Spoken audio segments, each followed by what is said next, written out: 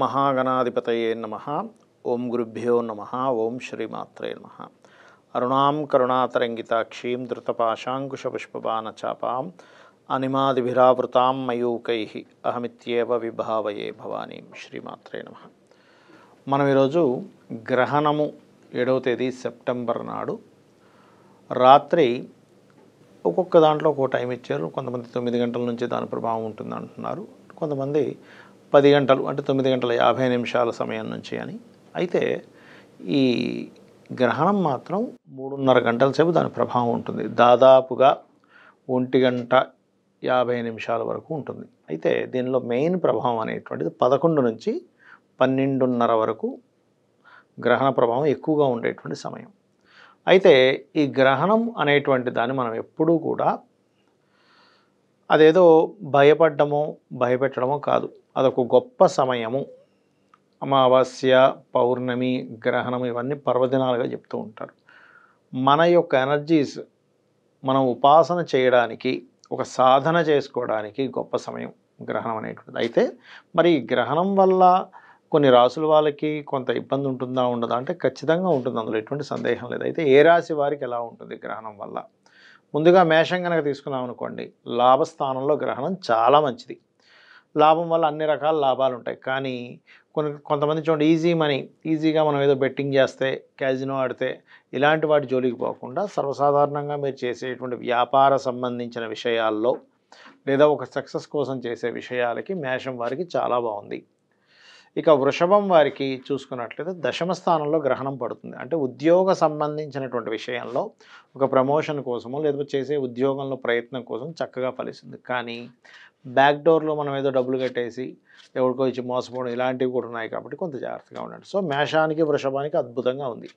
ఇక మిథునం వారికి ఎలా ఉంటుంది అంటే, అసలు ఈ గ్రహణ ప్రభావం ఏ రాశుల వారికి ఎక్కువగా ఉంటుంది అంటే ముఖ్యంగా కుంభరాశిలో పడుతుంది. ఇప్పుడు కుంభము, మిథునము, తుల, మకరము, మీనం వారికి ఉంటుంది. అయితే మిథునం వారికి దేని మీద ప్రభావం చూపిస్తుంది? లాంగ్ జర్నీస్ వెళ్ళేటప్పుడు, తండ్రి గారి ఆరోగ్య విషయంలోని, ఎవరికైనా మనీ ట్రాన్స్ఫర్ చేసేటప్పుడు ఒక్కోసారి మనం తప్పుగా ఇంకొకరికి చేస్తాం, ఒకరికి చేయాల్సింది, లేకపోతే మన బ్యాంక్ రిలేటెడ్ సంబంధించిన విషయం కొన్ని డీటెయిల్స్ వేరే వాళ్ళకి ఇవ్వడం వల్ల వాళ్ళు ఏదైనా మన బ్యాంక్ రిలేటెడ్గా ఏదైనా హ్యాకింగ్స్ ఇలాంటివి ప్రయత్నం చేస్తుంటారు. మిథునం వారి ఈ విషయంలో జాగ్రత్తగా ఉండాలి.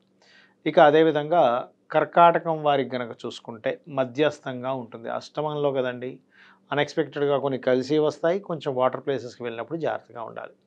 అలాగే సింహం వారికి కూడా మధ్యస్థం. కాకపోతే మీరు సప్తమ స్థానంలో గ్రహణం పడుతుంది కాబట్టి ఎప్పుడైనా గ్రహణ ప్రభావం ఎంతకాలం ఉంటుంది అంటే గ్రహణం రోజు నుంచి 40 రోజులు అంటే ఒక మండల కాలం ఉంటుంది. కాబట్టి గ్రహణం రోజు నుంచి 40 రోజుల పాటు ఎట్టి పరిస్థితుల్లో కూడా మీరు ఏదైతే వివాహ సంబంధించిన విషయాలు ఉంటాయో, వివాహ నిర్ణయాలకు సంబంధించిన విషయాలు ఉంటాయో ఇవి అసలు తీసుకోకండి. అదేవిధంగా కన్యారాశి వారికి 6వ స్థానంలో గ్రహణం చాలా మంచిది. అంటే పోటీ పరీక్షల్లోని, కాంపిటీషన్ రిలేటెడ్ వాటిల్లోని చాలా చక్కగా కలిసి వస్తుంది. తులవారికి మాత్రం మనం చూడండి, వింటూ ఉంటాం గ్రహణ సమయంలో గర్భవతులు జాగ్రత్తగా ఉండాలట అని. తులారాశి వారు లేదా తులాలగ్నం వారు, ముఖ్యంగా రాశికే మనం చూసుకుంటాం గ్రహణాన్ని, వారు పర్టికులర్గా గ్రహణ సమయంలో ఏదైనా కత్తిరించడం కానీ, కట్ చేయడం కానీ, బాగా దురద పెడుతుందని బాగా గోక్కోవడం ఇలాంటివి చేయకూడదు. ప్రశాంతంగా మెడిటేషన్ చేసుకోవడం, నిద్రపోవడం చేయొచ్చు, దానికే ఇబ్బంది లేదు. అది కాకుండా ఆ సమయంలో నిద్రపోతుంటారు కాబట్టి భయం లేదు మనకి. వృశ్చికం వారికి 4వ స్థానంలో గ్రహణం పడుతుంది కాబట్టి ఇక్కడ ఏంటంటే వీరు ఏదైనా ఒక ప్రాపర్టీ తీసుకునేటప్పుడు అది ఏదైనా లీగల్ ఇష్యూస్ ఏమైనా ఉన్నాయా, మోసపోతున్నామా ఆ ప్రాపర్టీ వల్ల అనేటువంటి విషయాన్ని తెలుసుకోవాలి. ఇక ధనస్సు వారికి గమనించుకున్నట్లయితే 3వ స్థానంలో గ్రహణం చాలా మంచిది. 3వ స్థానం అనేటువంటిది పరాక్రమము, పౌరుషము. కాకపోతే ఇక్కడ 3 అనేటువంటిది కమ్యూనికేషన్ కూడా కాబట్టి మీరు ఎవరితోనైనా ఏదైనా మాట్లాడేటప్పుడు, రాతకోతలు రాసుకునేటప్పుడు, అగ్రిమెంట్స్ రాసుకునేటప్పుడు చాలా జాగ్రత్తగా ఉండాలి. ముఖ్యంగా అన్నదమ్ములతో ఏదైనా మాట్లాడుకునేటప్పుడు.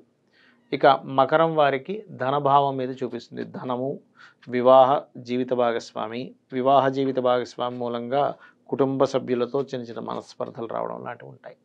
ఇక కుంభం వారికి కనుక చూసుకున్నట్లయితే కుంభరాశిలోనే గ్రహణం పడుతుంది కాబట్టి కుంభం వారు కొంచెం ఈ ఆరోగ్య విషయంలోని కొన్ని విషయాల్లో ఏదో జరిగిపోతుందేమో అనేటువంటి కొన్ని భయాలు, ఇటువంటి వీళ్ళకి కలుగుతూ ఉంటాయి. మీనం వారు కూడా గర్భవతులు కాస్త జాగ్రత్తగా ఉండాలి.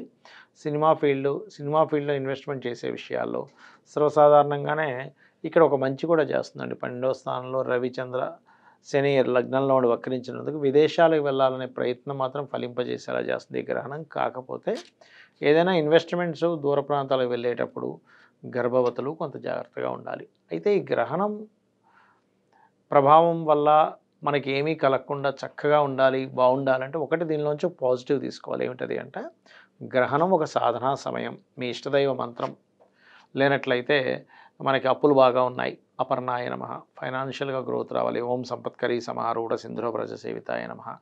లేనట్లయితే అనారోగ్య సమస్యలు ఉన్నాయి, ఓం సర్వవ్యాధి ప్రశమని సర్వమృత్యు నివారణి అగ్రగణ్య అచింత్య రూప కలికల్మషనాశినే నమః.